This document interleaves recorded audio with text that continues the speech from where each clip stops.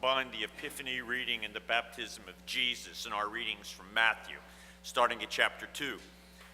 In the time of King Herod, after Jesus was born in Bethlehem of Judea, Magi from the east came to Jerusalem asking, "Where is the child who has been born King of the Jews? We have observed his star at its rising and have come to pay him homage." When King Herod heard this, he was frightened, and all Jerusalem with him. Calling together all the chief priests and scribes of the people, he inquired of them, "Where is the Messiah to be born?" They told him, "In Bethlehem of Judea, for so it has been written by the prophet. And you, Bethlehem, in the land of Judah, are by no means least among the rulers of Judah. For from you shall come a ruler who is to shepherd my people Israel." Then Herod secretly called for the Magi and learned from them the exact time when the star had appeared. Then he sent them to Bethlehem, saying, "Go, search diligently for the child, and when you have found him, bring me word, so that I may also go and pay him homage." When they heard the king, they set out, and there ahead of them went the star that they had seen at its rising. It stopped over the place where the child was. When they saw the star had stopped, they were overwhelmed with joy. On entering the house, they saw the child with Mary, his mother, and they knelt down and paid him homage. And opening their treasure chests, they offered him gifts, gold, frankincense, myrrh. Having been warned in a dream not to return to Herod, they left for their own country by another road.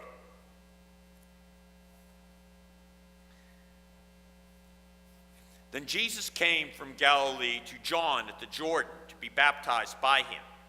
John would have prevented him, saying, "I need to be baptized by you, and do you come to me?" But Jesus answered, "Let it be so now, for it is proper for us in this way to fulfill all righteousness." Then he consented. When Jesus had been baptized, just as he came up from the water, suddenly the heavens were opened to him, and he saw the Spirit of God descending like a dove and alighting on him. And a voice from heaven said, "This is my Son, the beloved, with whom I am well pleased." In these readings from the early days of January, we have, in the course of 2 days, the beginning of the life of Jesus and the presentation of the gifts of the Magi, and the beginning of his public life joined together. In both these readings, God's presence has broken in on the world in Jesus Christ, whether it's the infant in Bethlehem or the adult baptized at the Jordan. In either case, the inbreaking presence of God in Jesus Christ offers us a chance yet again to reorient the internal landscape of our lives. Years ago, this was called the season of Epiphany. A Greek word, it means to make clear, to make manifest, literally to shine light on someone or something. All the readings we'll have in the next few Sundays will emphasize, as Susie read from Ephesians, different elements of the varieties of the wisdom of God touching the life of Jesus and therefore touching us. We claim during this time that we have a living God who is incarnate among us as one of us.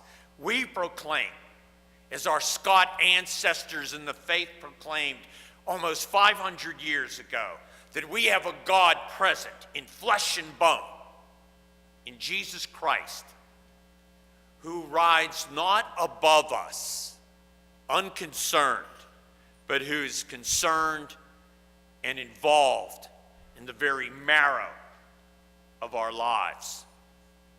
This Sunday, we celebrate a remarkable title, the Baptized God.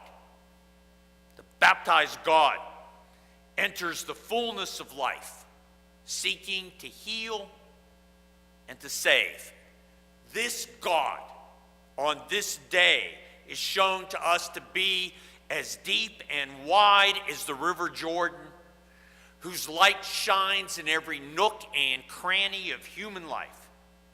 It is a life here at the beginning of the new year that demands much of us and promises more. It promises life abundant and life eternal. Just yesterday, downstairs in the chapel, we honored the life of Paul Lake. Flowers adorn our sanctuary even this morning. But there we call it a service of witness to the resurrection, of new life, even beyond the grave. Recall that the basic symbolic sense of baptism is to be drowned in the west of the setting sun and to rise in the rising, the east, for new life in this world and the next. The Spirit is visible like a dove, maybe the dove of creation, maybe the dove that flew from the ark and found the tree branch on which to alight. And it did not return to the ark. Maybe it's the dove of Jonah's name. But nonetheless, the Spirit that's shown in our picture in baptism, there in the stained glass, alights on Jesus. Doesn't coerce, doesn't force, doesn't overpower, alights, touches Jesus. It's hard to tell if John is seeing it or only Jesus alone. But there's a vision that God's own Spirit touches this person, this life, as Jesus embarks in his public ministry, a new way even for Jesus to live. Jesus embodies the life of that selfsame Spirit and demonstrates, makes epiphany, the way that life is lived for all of us. Jesus demonstrates, represents God to us and us to God. Jesus represents God's way in the world, as he says, to fulfill all righteousness. God's way, the right way to live in the world. They are to be in alignment with the will, the promise, the vision of God. We know almost nothing of Jesus from birth to his public ministry in around 30. But in our reading this morning, duty and destiny come together there at the Jordan. There Jesus is with sinners and holy people. Jesus submits to baptism, even though John is uncomfortable about it. The divine and the human there in the waters of the Jordan. The waters that had been split centuries before. Jesus enters as an ordinary person.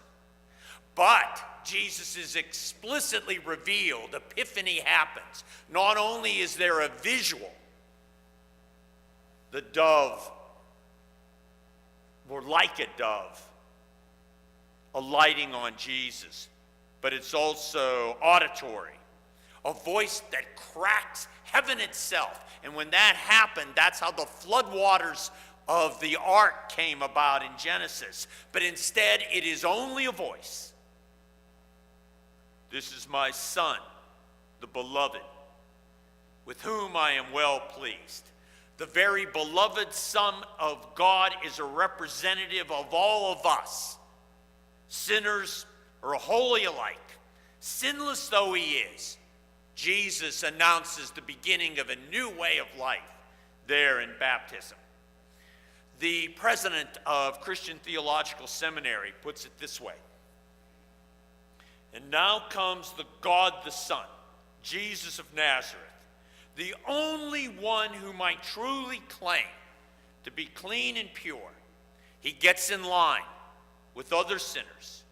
Jesus crosses the Jordan, so to speak, from the opposite direction, from clean to sinner, from insider to outsider. Jesus confirms his solidarity, his representative station with all of us, and is baptized.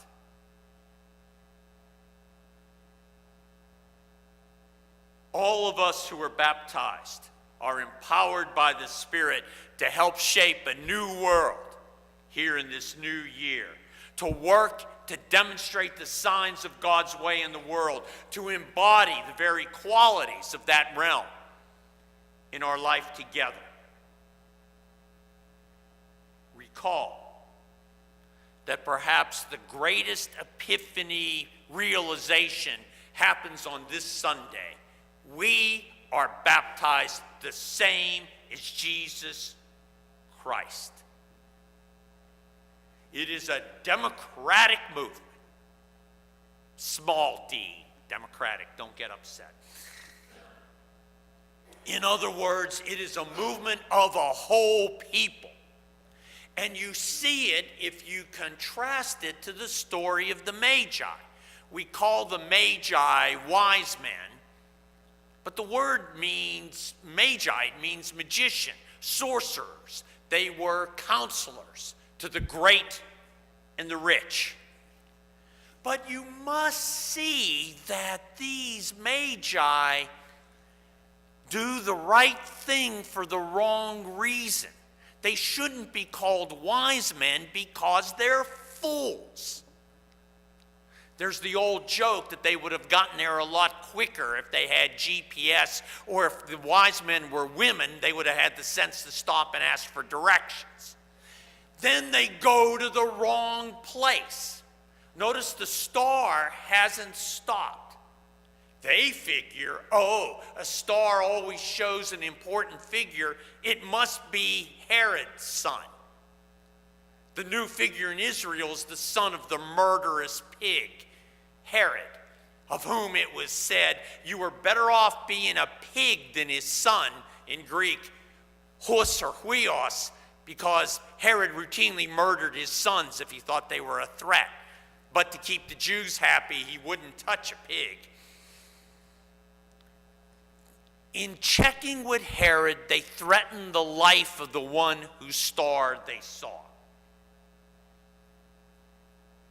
They come from the east, the rising, the same place as our Latin word orient comes from. They fulfill without realizing it Isaiah's vision that Susie read of a pilgrimage of the nations who will come to Israel's light as a servant.